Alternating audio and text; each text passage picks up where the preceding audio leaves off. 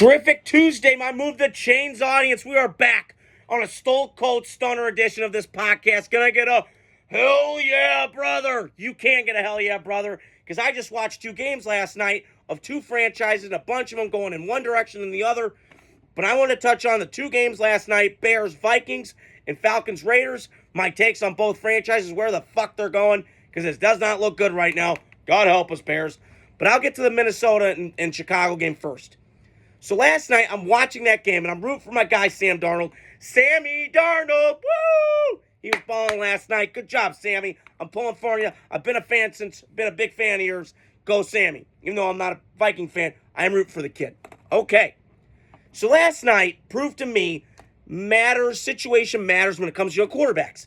You know, he's got three pieces working for him. The play caller, Kevin O'Connell, tall Sean McVay.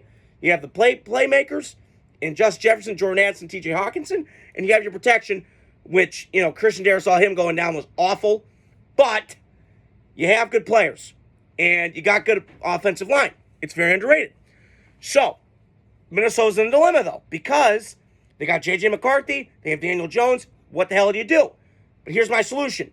You go to Indianapolis. You go to the Colts, because wonky division, you got an offensive coach, Shane Steichen. I know everyone wants to shit on him, but he can call plays. He's smart. And you got a top to 10-12 offensive line. Jonathan Taylor's really good running back, besides Sunday, that boneheaded bullshit he did. And they got good receivers. Not great, but good receivers. Not the Vikings caliber. They got good receivers. So here's what I'm thinking. You go get Sam Darnold. He's still young. He's 27. He's my age. Good God. He got my name.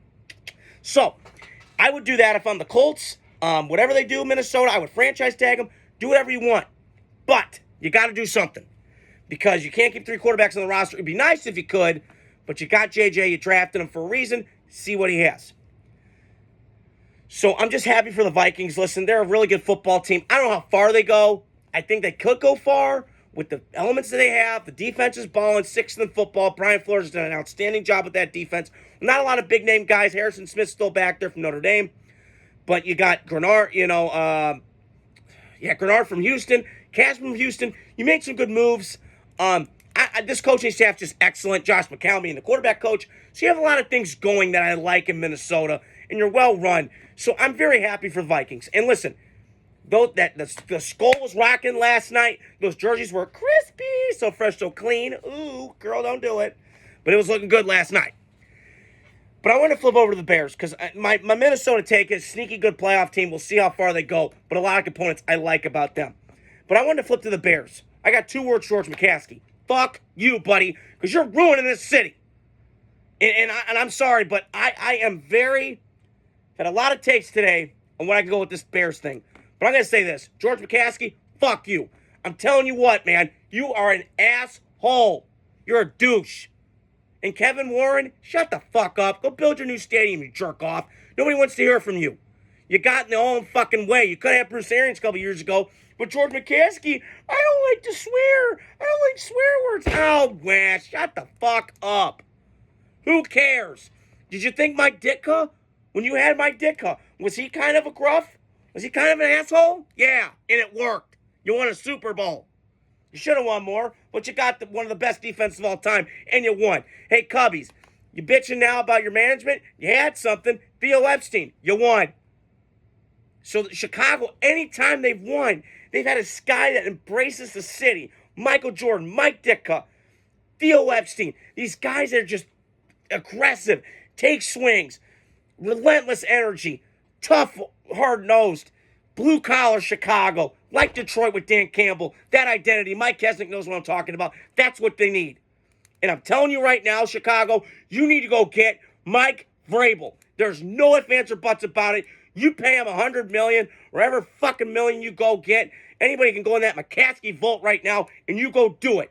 Because you need a guy. You need a leader. You need a tough guy. You need a badass back there coaching.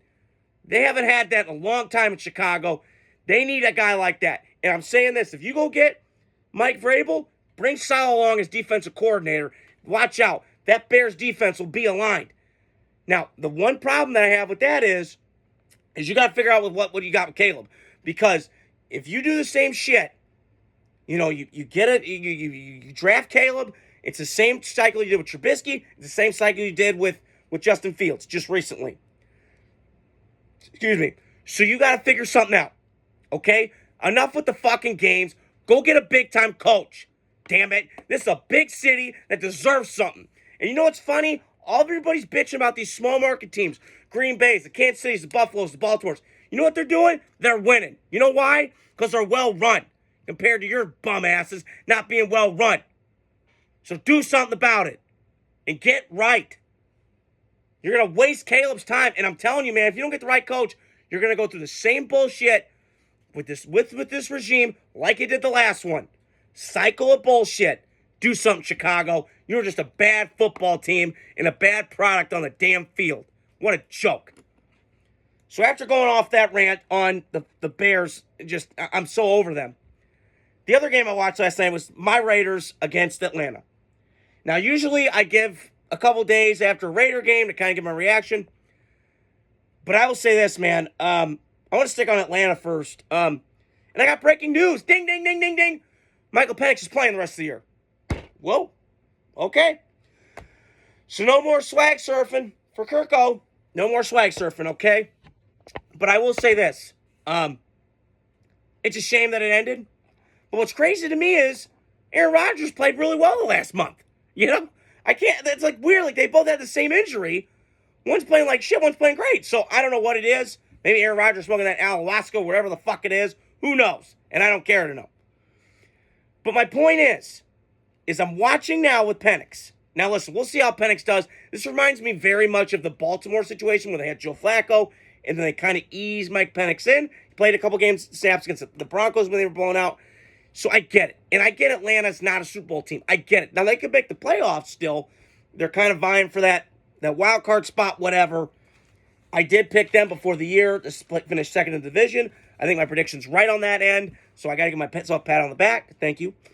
But, not giving myself too much credit. But I do think Atlanta's got a lot of components I like. Their offensive line's not bad. I like Lindstrom. I like McCrary. Bijan Robinson's an absolute stud. I mean, I'm watching last night. He's making guys miss, jump cuts, all this and stuff. He's great. Kyle Pitts, one of the best tight end talents of all time. He could still make plays. I wish he'd do a little bit more, but it is what it is. He's still a good player. Drake London can obviously, he's got the basketball frame. He fits, okay? And some of the defensive players are not bad. They have pieces there I like in Atlanta. In terms of the defense side of the ball, Jesse Bates, Fort Wayne native, 260, rocking the 260. And I like Matt Judon. I've always liked him throughout the Ravens and the Patriots. But I just sit back and I go with Atlanta. Can you go get a pass rush? Why is it always like bottom of the league? I can't figure it out. You got Georgia in your backyard. But again, some organizations have holes that you just can't get. Like the Packers, they just can't seem to get defensive backs. I don't know. There's just certain organizations that like draft certain positions well and don't. It's like life. You hit some, you lose some. So it is what it is. But, good win for Atlanta. It was an ugly football game. My eyes were like eyesore last night. I couldn't believe how bad it was. Holy shit. Oh, my God. But I will say Atlanta, preview on them, they have something going in the playoffs. Now, their schedule coming down the stretch is a little tough. They got 2 games I think they should win compared to Tampa, because that's the race right now in the division. I think Tampa does better down the stretch. I just trust Tampa Bay a little bit more. I said before the year started, they're just a better, well-run team, I think, to me. Both defensive coaches, but I trust Baker more than I do Kirk Cousins. I love Kirk Cousins and what he's done, but Baker's obviously been to playoff games, and he's been with 2 different franchises. And I just feel like they've got Super Bowl caliber guys on that team that have been there, done that, the metal, the toughness. I just trust Tampa Bay more. That's that I don't trust Atlanta. They don't have a lot of guys outside of Matt Judon, maybe, that have been in the big games. So I think the experience matters like that in the big games and the big pressure moments. But on the flip side, my Raiders, oh, Jesus. Oh, man. Tank for Ward. Woo! Tank for Cam. Tank for Shador. That's all I got. I mean, what was that last night? And the other thing, I was thinking about this today. Antonio Pierce is really starting to piss me off. For a guy that was a player and was tough and was a Super Bowl champion and a captain and all that shit, where the fuck is your passion? Because I'm watching last night, and I will admit, that call near the end on the roughing the passer was straight up bullshit. I mean, I'm losing my mind on my TV up in my stairs. I'm watching downstairs. I'm like, what the fuck is going on? And he's not showing any emotion. You're a coach. Like, get fired up, dude. What are you risking? And he doesn't even go for it? Like, what are we doing? We're 2-12. We've lost 10 in a row. We've got nothing to lose at this point. Nothing. Besides our draft position. Whatever. Do something. Do fucking something. Because what are we going to do?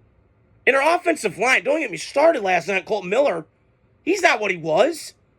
First half of the game, he's false starting. What the fuck are we doing? I was like watching Sopranos when they find out Vito's gay. Like, it felt like that last night. I'm like, what the fuck? I mean, first play of the game? Come on. And they had chances, again, chances to win this game last night at home. And you couldn't do it. You didn't deserve to win that game. Their defense played their ass off, and I get it. But if you do not have a quarterback and you don't have an offense to do shit, it's not going to fucking matter at the end of the day. And they don't. Desmond Ridder is average as day is long. He sucks. I mean, I'm hoping we draft the quarterback. You better protect his ass. Because I was thinking last night, offseason, I know that it's past. And I know we got Christian Wilkins, and I was all for it. But I kind of sat back and went, we could have got Kirko. Now, knowing what I know now about Kirk Cousins, I'm glad we dodged the bullet on that.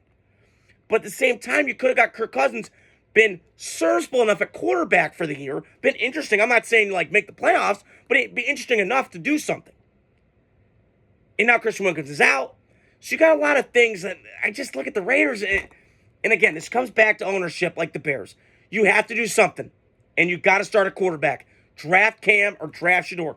I don't give a rat's ass which one. You got to do it. Because you need a guy back there, a quarterback. Now, this offensive line, you got to fix that too. You got a lot of holes on your football team.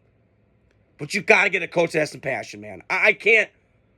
This whole, empower the players, bullshit. I mean, Max Crosby and all these guys were empowering him last year. And listen, I appreciate it. We went 5-4. We beat the Chiefs. We were the last team to beat them. That's still, my highlight of the year. But to have no passion last night and to not go for it? Come on, man. We've got nothing to lose at this point. We're 2-12 and we suck. We're tanking, obviously. And it's a shame. Because this fan base, like the Bears, deserves a hell of a lot better. And Mr. Tom Brady, you better do something. Get this organization back because it is broken right now. And it's a shame. Because I love the Raiders.